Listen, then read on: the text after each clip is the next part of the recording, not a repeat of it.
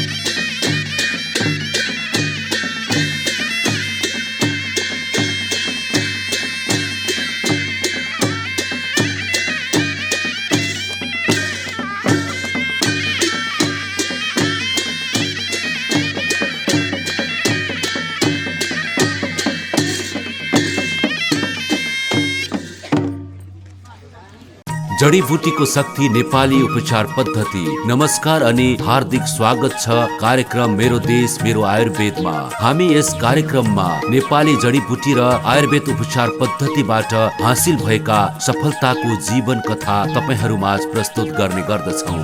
गोर्खा जिल्ला आरुघाट घर भए हाल मंगलपुर भरतपुर चितवनमा दूध डेरी किराना पसल गर्दै आफ्नो जीवन यापन गर्दै आउनु भएकी बिजुला बरामु पेटको समस्याबाट पीडित हुनुहुन्थ्यो।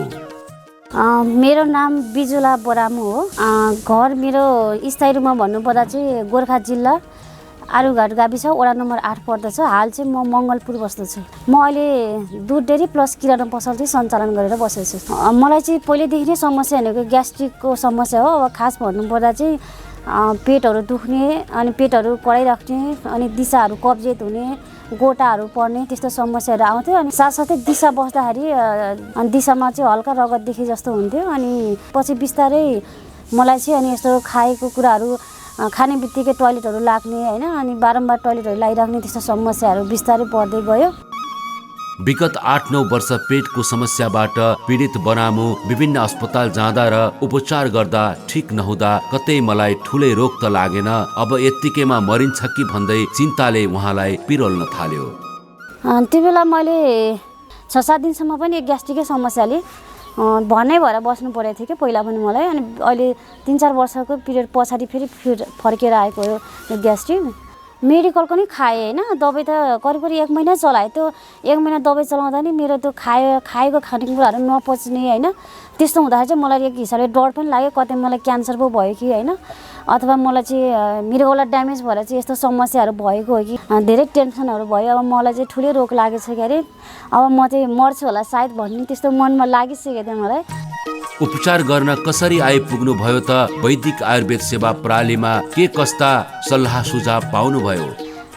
पछि यस्तै टिभीहरू मैले प्रोग्रामहरू पहिले नै हेर्ने भएर एकचोटि त्यही भए पनि वैदिकमा जाऊँ न त, आयुर्वेदिक जुन हाम्रो औषधि अथवा जुन आयुर्वेदिक जुन हस्पिटल छ उहाँ त्यसमा नि जाउँ भन्ने हिसाबले अनि त्यो टिभीबाट आएको प्रोग्राम हेरेर पनि अनि एकचोटि विचार गर्न भए पनि जाउँ भनेर चाहिँ उहाँसँग भने।